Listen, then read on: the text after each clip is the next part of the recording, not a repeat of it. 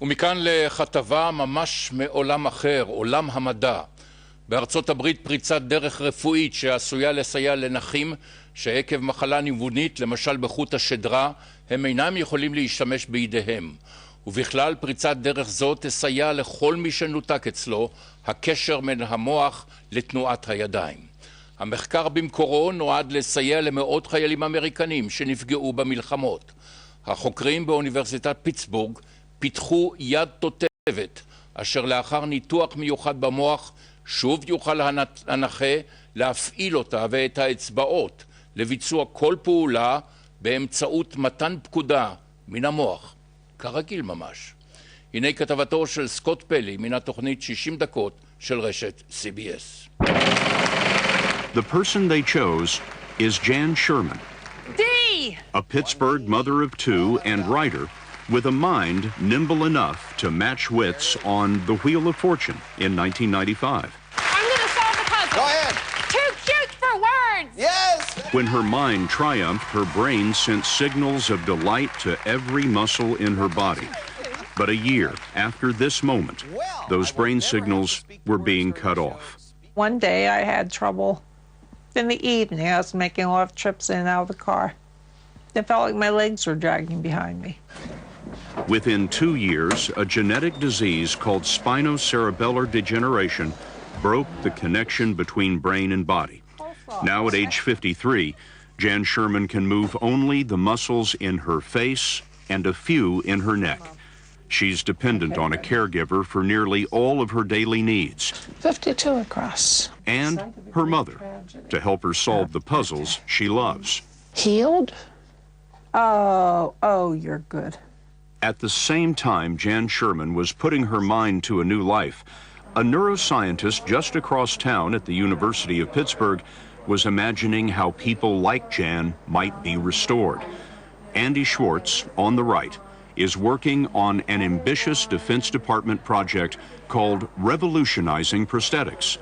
4 years ago, we visited his lab, and Schwartz showed us how he implanted tiny sensors like this one into the brains of monkeys and then wired them to a crude robotic arm. Schwartz told us that when the monkey thinks about moving his own arm, his brain cells or neurons fire off electrical signals.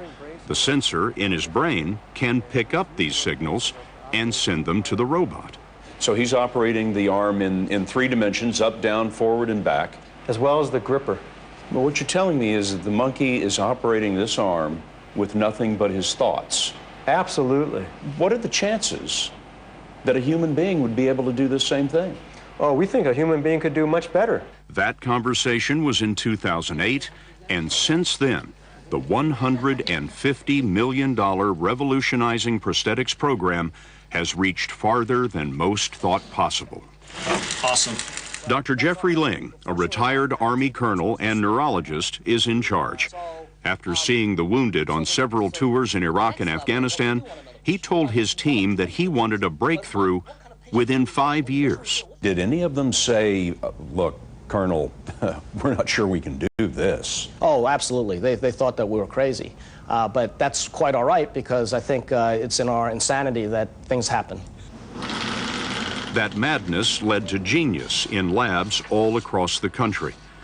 At the Applied Physics Laboratory at Johns Hopkins University in Maryland, Michael McLaughlin led the multi-million-dollar engineering of what has become the most sophisticated hand and arm ever developed. It's the same size and weight of an average man's arm and hand. And everything is inside, including the computers and the batteries. Is there anything that your natural arm and hand can do that the mechanical hand can't? Well, I can do this. Okay, there's that. But other than that, virtually everything your natural hand can do, that this prosthetic is able to do.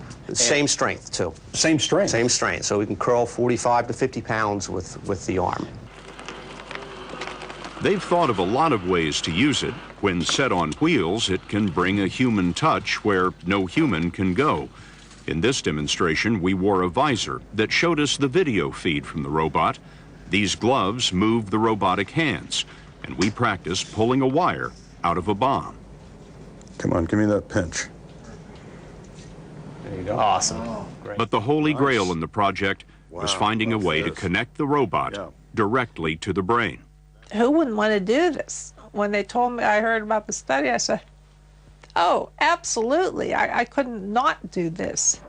Last February, Jan Sherman put herself on the line for a more sophisticated version of the surgery that they had done earlier in the monkeys. There's a brain surgery involved. It's experimental. Why were you so excited about it? I've always believed there's a purpose to my illness. I didn't think I would ever find out what it was in my lifetime. And here came this study where they needed me. You know, they couldn't just pick any Tom, Dick, or Harry off the street. And in a few years, the quadriplegics and the amputees, it's just going to help. The Department of Defense is funding some of it for the vets. To be of use to them and service to them, what an honor. What I'm going to do right now is I'm just making some marks here in your hair. The procedure was done by University of Pittsburgh neurosurgeon Elizabeth Tyler Kabara, who showed us that the area that controls hand and arm movement is accessible right on the surface of the brain. What are the dangers? We worry about if we were to accidentally tear a blood vessel while we were putting them in, that we could cause a blood clot that would collect on the surface of the brain. Probably the thing we worry about the most is the possibility of infection. I mean, you do have a connection through the skull to the outside world. Absolutely. May I have some irrigation? During the 6-hour surgery, 2 sensor arrays, each the size of a pea, were placed on the surface of Jan's brain. Woohoo! Then they were wired to 2 computer connections called pedestals, the gateways to Jan's thoughts. You know, people are going to look at those pedestals in your skull and they're going to think, that has to hurt. Is it painful? Has it been difficult in any way? For a few hours after I woke up, I had the worst case of buyer's remorse. I was thinking, oh my God, I had brain surgery. Why didn't anyone stop me? Why didn't they say, Jan, you're crazy? But as soon as the headache went away, that kind of talk went away too. 5 months after the surgery, we came back to see whether she would be able to control the robotic arm with nothing but her thoughts. They plugged her brain into the computer, and this is what we saw. I can move it up and straight down and left and right and diagonally. I can close it and open it, and I can go forward and back. That is just the most astounding thing I've ever seen. Can we shake hands? Sure. No, really. Yeah. Like, come right over here? Yes, you come over Okay. there. Let me grasp your hand there. There we go. Oh, my goodness. Wow. And I can do a fist bump if you'd like. That's amazing. What are you doing, Jan? What's going on in your mind as you're moving this arm around? What are you thinking? Okay, the best way to explain it is raise your arm. Uh-huh. Go. Now, Right. what did you think about when you did that? Well, not very much. I do it all the time. Exactly. It's automatic. Is that hard work? Are you having to concentrate? No, it was hard work getting there. I struggled greatly to go up and down at the beginning. Now up and down is so easy, I don't even think about it. Side to side, don't even think about it. Just like that. your arms used to. Yes. We asked Dr. Ling, the program manager, where all of this is headed. I'm old enough to have watched Neil Armstrong take that step on the moon, and to watch Jan do that, I had the same tingles, because I realized that we have now stepped over a great threshold into what is possible. And very importantly, what patients can now expect in terms of restoration. This is very important part, not rehab, but restoration of function. I wonder what your experience with Jan has taught you about the brain and the brain's ability to adapt to new circumstances. I think it's taught me something really fundamental, and that is we are tool users, and our arms and our legs are just tools for our brain. And so when we give another tool, in Jan's case, a robot arm, she will adapt to that tool to do the things that she wants to do. Of course, many who could use a robot arm are not paralyzed like Jan. They're amputees, and for them, the project has found a way to connect the arm without brain surgery. 57-year-old Johnny Mathney lost his arm to cancer.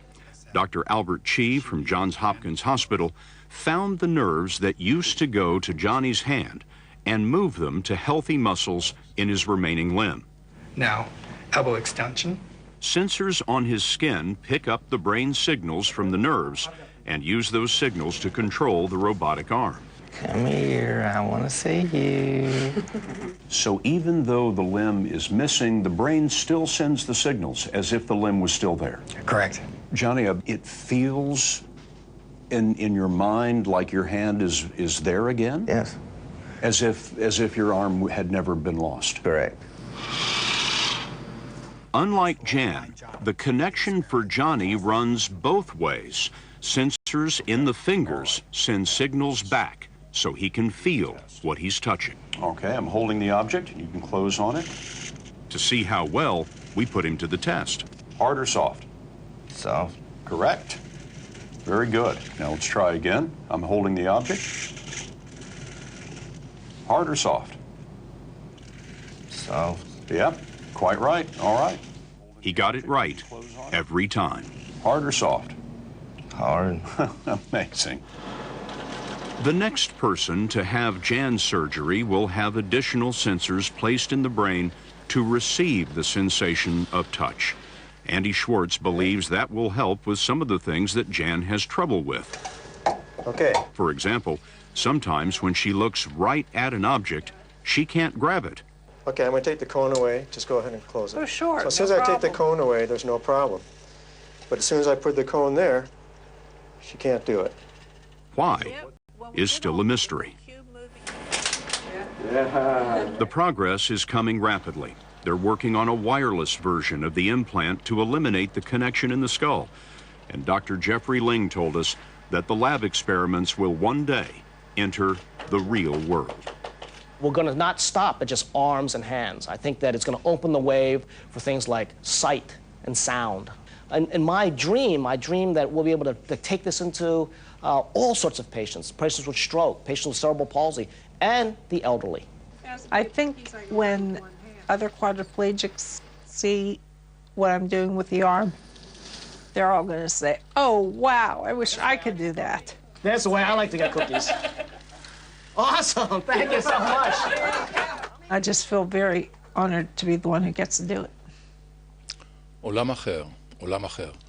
ועוד הערה הנוגעת לכתבה שזה עתה צפינו בה. הפרופסור אבינועם רכס, מומחה לנוירולוגיה במרכז הרפואי ההדסה בירושלים, מבקש להדגיש ולהפנות את תשומת ליבנו. פריצת דרך זו, כפי שנראתה בכתבה, התאפשרה בתחילתה רק עקב ניסויים שנעשו בקופים, וזאת כאשר רופאים מנהלים מאבק נגד הכוונה לסגור את חוות הקופים הפועלת בארץ. והערב נודע כי היועץ המשפטי לממשלה אישר את החמרת המדיניות בדבר סחר בקופים, כלומר תמיכה בעמדתו של השר ארדן במאבקו נגד חוות מזור.